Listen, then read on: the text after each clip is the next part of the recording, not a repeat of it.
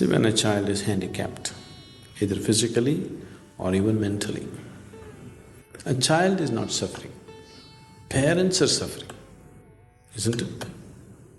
A child is incapable but not suffering. Have you noticed this? Even a mentally handicapped child, he's not suffering, actually he's more free of suffering than a lot of other children.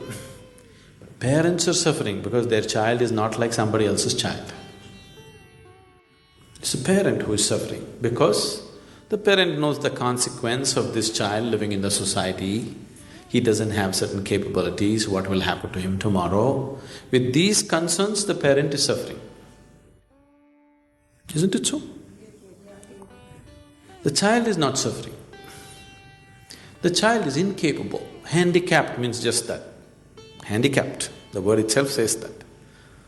So, a handicap has come. Why? A certain manufacturing defect, that's what you're talking about, isn't it? All this may sound very brutal to you, the way I'm talking. It's very brutal. But I didn't create this brutality. Life is like this, isn't it? Yes? Your creator is brutal, I'm only explaining his brutality. I'm bringing clarity to his brutality.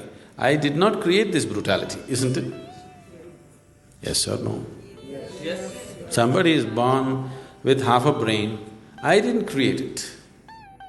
But if you are saying this is the work of the creator, this is creator's brutality. Either you see it the way it is and see what we can do out of it, or you don't see it. Today, we no more call them as handicapped children, we call them special children.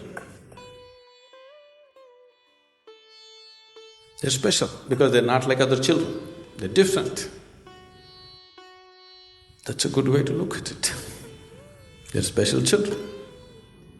It is just that because you're comparing the child to some other child, you are thinking it is handicapped.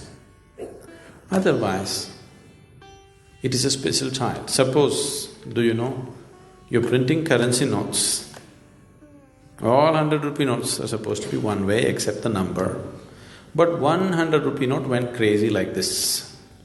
Do you know a collector would pay a million rupees to buy that 100 rupee note? It's a special currency note, a freaky one. You can't buy anything out of it. But still it is a special currency note.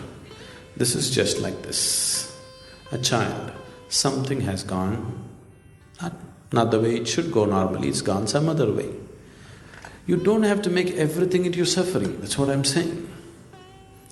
People who have normal children, who have all their limbs and everything in place, are they not suffering? Because the child is not listening to what you think they should do, you will suffer, isn't it? So your suffering has nothing to do with the handicap, nothing to do with well-being. Your suffering is just that if anything happens that you think should not happen, you will suffer. Or in other words, you want the whole existence to happen the way you think it should be. It'll never be so. In what form it comes to you, it doesn't matter.